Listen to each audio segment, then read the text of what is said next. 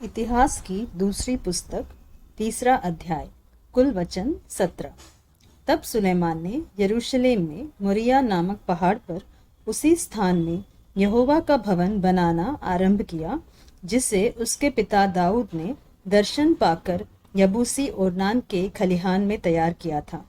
उसने अपने राज्य के चौथे वर्ष के दूसरे महीने के दूसरे दिन को निर्माण कार्य आरंभ किया। परमेश्वर का जो भवन सुलेमान ने बनाया, उसकी नींव इस प्रकार है, अर्थात उसकी लंबाई प्राचीन काल के नाप के अनुसार 60 हाथ और उसकी चौड़ाई 20 हाथ की थी। भवन के सामने के ओसारे की लंबाई तो भवन के चौड़ाई के बराबर 20 हाथ की और उसकी ऊंचाई 120 हाथ की थी। सुलेमान ने उसको भीतर से चोखे सोने से मढ़वाया।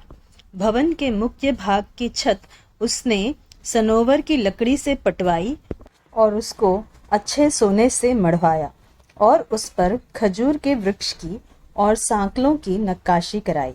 फिर शोभा देने के लिए उसने भवन में मणि जड़वाए। यह सोना परवेम का था। उसने भवन को अर्थात उसकी कड़ियों, डेवड़ियों, दीवारों और किवाड़ों को सोने से मढ़वाया और दीवारों पर करूब खुदवाए। फिर उसने भवन के परम पवित्र स्थान को बनाया। उसकी लंबाई भवन के चौड़ाई के बराबर 20 हाथ की थी और उसकी चौड़ाई 20 हाथ की थी और उसने उसे 600 किक्कार चोखे सोने से मढ़वाया। सोने की कीलों का तौल 50 शेकेल था। उसने अटारियों को भी सोने से मढ़वाया। फिर भवन के परम पवित्र स्थान में उसने नक्काशी के काम के 2 करूब बनवाए और वे सोने से मढ़वाए गए। करूबों के पंख तो सब मिलकर 20 हाथ लंबे थे, अर्थात एक करूब का एक पंख 5 हाथ का और भवन की दीवार तक पहुंचा हुआ था, और उसका दूसरा पंख 5 हाथ का था और दूसरे करूब के पंख में मिला हुआ था। दूसरे करूब का भी एक पंख 5 हाथ का और भवन की दूसरी दीवार तक पहुंचा था, और दूसरा पंख 5 हाथ का और पहले करूब के पंख से सटा हुआ था।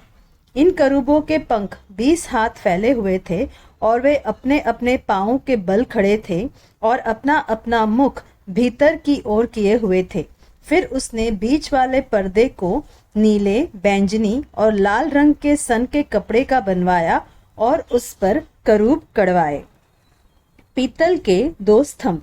भवन के सामने उसने 35-35 हाथ ऊंचे 2 खंबे बनवाए और जो कंगनी एक एक के ऊपर थी वह 5-5 हाथ की थी।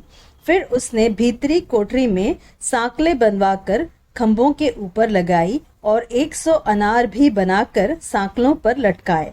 उसने इन खंभों को मंदिर के सामने एक उसकी दाहिनी ओर और दूसरी बाई ओर खड़ा कराया और दाहिने खंबे का नाम याकीन और बाएं खंबे का नाम बोअज रखा।